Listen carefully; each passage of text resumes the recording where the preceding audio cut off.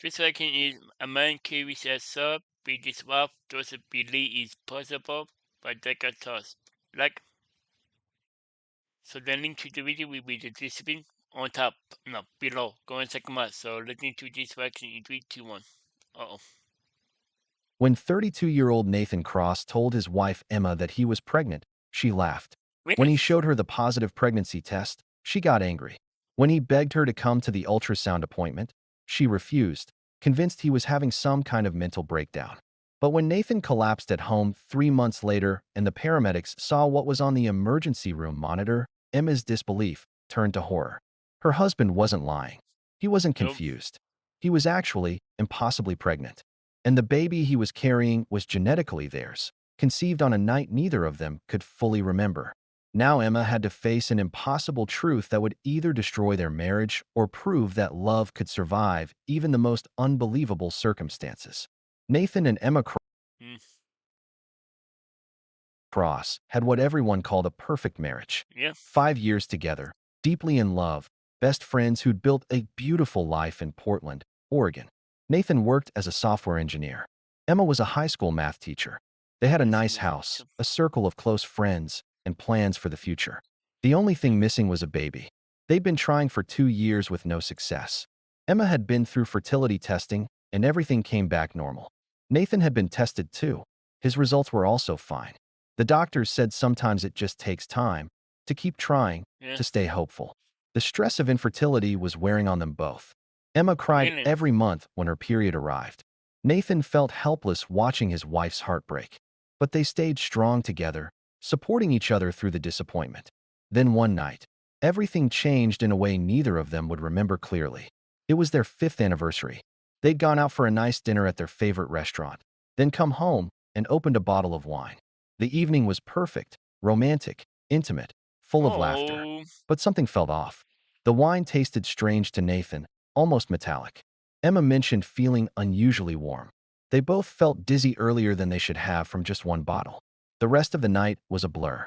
Nathan really? remembered being intimate with Emma, but the details were hazy, dreamlike.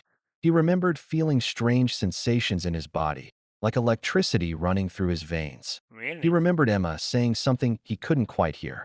They both woke up the next morning with splitting headaches and fragmented memories. They assumed they'd just drunk more than they realized. Life went back to No. normal, except it didn't. About 4 weeks after their anniversary, Nathan started feeling sick. Nausea every morning. No, sir. Morning. Morning sickness? Morning sickness? Could it be morning sickness? Exhaustion that made his 12-hour workdays unbearable. Food aversions so strong that the smell of coffee made him run to the bathroom. Emma Really? joked that he had sympathy pregnancy symptoms since they'd been trying so hard for a baby. Nathan laughed it off, but privately felt concerned. These symptoms were intense and persistent. Then his body started changing. His chest felt tender and Yep. You look like a baby bump. swollen. His stomach began to round out, firm and tight. He gained weight only in his midsection while the rest of him stayed the same. At 8 weeks, though Nathan didn't know that's what it was, he felt something flutter in his abdomen. Not gas. Something else. Something that felt like movement. Nathan tried to ignore it. Men didn't get pregnant. This was impossible. He was just stressed about the fertility issues, maybe developing some psychosomatic symptoms. But the changes continued. At 10 weeks, Nathan's coworker made a joke about him looking pregnant. The comment hit harder than it should Mm. have. That night, alone in the bathroom while Emma was grading papers, Nathan did something he knew was crazy. He took one of Emma's leftover pregnancy tests. He peed on the stick, feeling ridiculous, expecting nothing. He set it on the counter and turned away, already mentally preparing to throw it out and forget this moment of insanity. 2 minutes later, he looked. 2 pink lines. Positive. Nathan's hands shook. This was a mistake. The test Ooh. was defective. Concuss? This wasn't possible. He took another It is test. possible now. Then another. All positive. He sat on the bathroom floor, staring at 3 positive pregnancy tests, his mind unable to process what this meant. Nathan tried to tell Emma that night. He showed her the tests, his voice shaking, trying to explain that something impossible was happening to his body. Emma's reaction was immediate and harsh. She laughed, then got angry when she realized he was serious. She accused him of playing a cruel joke. Look, duck. Get baby bump. Look at baby bump. Mira, Joke mira. of mocking her struggles with infertility, of being insensitive. Nathan insisted he wasn't joking. He lifted his shirt to show her his swollen belly. Emma said he'd just gained weight. He described the symptoms, the nausea, the fatigue, the strange flutters. Emma said it was stress. She refused to believe him. Men couldn't get pregnant. This was medically impossible. Nathan was clearly having some kind of psychological break, maybe from the pressure of their fertility struggles. The argument escalated. Emma said Nathan needed to see a therapist, not a doctor. Nathan begged her to just come to one appointment, to see the proof. Emma refused Yeah. and slept in the guest room. Their perfect marriage cracked down the middle. Over the next 2 months, Nathan went to doctor's appointments alone.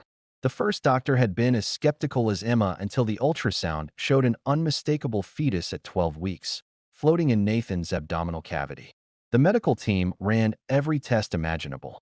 Nathan was genetically XY male with no intersex variations. He had no uterus, no ovaries, no female reproductive organs. Yet somehow, a fetus had implanted in his peritoneal cavity and was developing normally. Even more shocking, DNA testing showed the baby was genetically Nathan's and Emma's. Somehow, Really? impossibly, they had conceived a child together. The baby carried both their genetic markers. No one could explain how. The doctors hypothesized about that strange anniversary night. Had they been exposed to some unknown substance? Could Some be. experimental chemical? Had something altered Nathan's biology temporarily? There were no answers. Just the undeniable reality that Nathan was pregnant. He tried repeatedly to get Emma to come to appointments. She refused every time, insisting this was elaborate delusion or hoax. She moved into the guest room permanently. She stopped wearing her wedding ring. Nathan was heartbroken and alone, carrying their baby while his Wow. wife refused to believe it existed. At 24 weeks, Nathan collapsed at home. The pain was excruciating, sharp, stabbing sensations in his abdomen. He managed to call 911 before losing consciousness. Emma came home from work to find paramedics loading Nathan into an ambulance. She rode with them to the hospital, terrified, watching her husband's swollen belly move with visible kicks and rolls. In the emergency room, doctors rushed Nathan into imaging. Emma stood outside, numb with fear. A nurse approached her gently and explained that Nathan was pregnant, that the fetus was in distress, that they needed to prepare for possible emergency surgery. Emma insisted there was a mistake. The nurse, patient but firm, asked Emma to please look at the ultrasound screen. Emma walked into the room and saw the monitor. A fully formed baby, moving, with a beating heart, inside her husband's abdomen. The image was unmistakable, undeniable, real. Emma's legs gave out. She collapsed into a chair, staring at the screen, her entire understanding of reality shattering. When Nathan woke up stabilized but still in danger, Emma was sitting beside his bed. Her face was tear-stained, her eyes red. She apologized immediately. She'd been wrong, so terribly wrong. She'd refused to believe because it was impossible, because it challenged everything she understood about Yeah. biology and reality. She'd abandoned him when he needed her most. Nathan was too exhausted and hurt to respond right away. Wow. For months, he'd begged her to believe him, to support him, to just look at the evidence. She'd called him delusional. She'd treated him like he was mentally ill. Emma broke down completely. She admitted she'd been scared, scared that if she acknowledged the pregnancy was real, it would mean accepting she wasn't the one carrying their baby. It would mean Nathan's body could do what hers couldn't. It would mean facing Yeah. feelings of inadequacy and jealousy she didn't want to admit. Her disbelief Yeah. hadn't been about science. It had been about pain. The Really? conversation that followed was raw and painful. Nathan expressed the loneliness, fear, and abandonment he'd felt. Emma acknowledged the damage she'd caused and the work it would take to rebuild trust. But seeing their baby on the ultrasound screen changed something for Emma. This was real. This was their child. And Nathan needed her. Over the next 2 months, Emma attended every appointment. She held Nathan's hand through examinations. She read books about high-risk pregnancies. She apologized repeatedly and Wow. worked to earn back Nathan's trust. The medical team explained that Nathan would need a cesarean delivery. The baby was running out of space in his abdominal cavity. His organs were being compressed. The Wow. surgery would be dangerous for both Nathan and the baby. Emma was terrified of losing them both. At 34 weeks, Nathan's body couldn't sustain the pregnancy any longer. Emergency surgery was scheduled. Emma held Nathan's hand as they wheeled him into the operating room. She told him she loved him, that she was sorry, that she believed him now. The surgery lasted 8 hours. The baby, Oh, oh, oh. a girl, was delivered first. For pounds, 1 ounce, tiny but breathing. The neonatal team rushed her to intensive care. Then came the dangerous part, removing the placenta that had attached extensively to Wow, wow. Nathan's intestines and abdominal wall. Surgeons worked carefully, stopping bleeding, repairing damage. Nathan survived. Barely.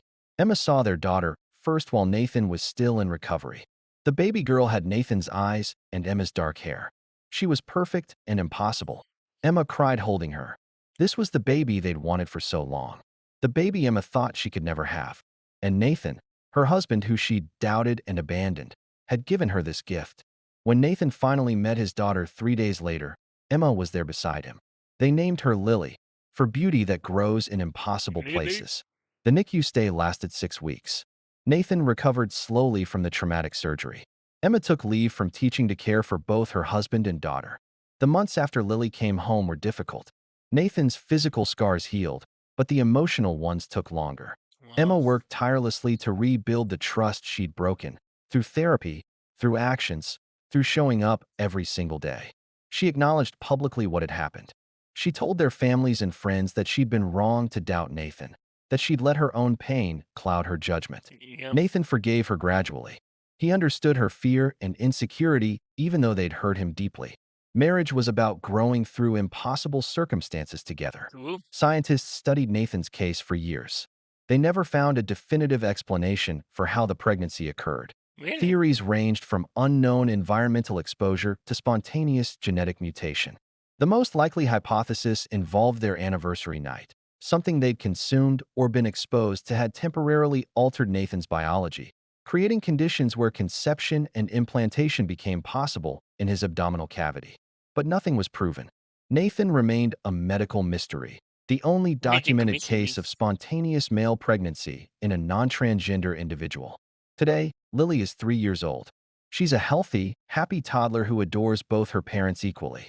Nathan has fully recovered physically, though he'll always carry scars from the pregnancy. Emma has spent every day since Lily's birth proving she believes in her family. The marriage that almost broke has become stronger through the breaking. Sworn though? Nathan looks at his daughter and knows the pain was worth it. Emma looks at them Oh, both and knows she almost lost everything by refusing to believe the impossible. yeah, So here's the question. When someone you love tells you an impossible truth, do you believe them because you trust them? Or do you yeah. need proof before you can accept what challenges everything you know? Share your To thoughts be, below. Because sometimes love means every believing that's the a unbelievable, and be. sometimes the greatest miracles It are the might take ones some we time. Yeah. almost refuse to see. Wow. There was a main case as well. It is what doesn't believe is possible, but they got tossed. A link to the video will be the description below. Go and check them out. And drop a like if you like. And comment below if you want to see more reaction like this one. And subscribe if you're new. And click the post so you can be notified when I upload and when the post and go live in month. Bye. Wow.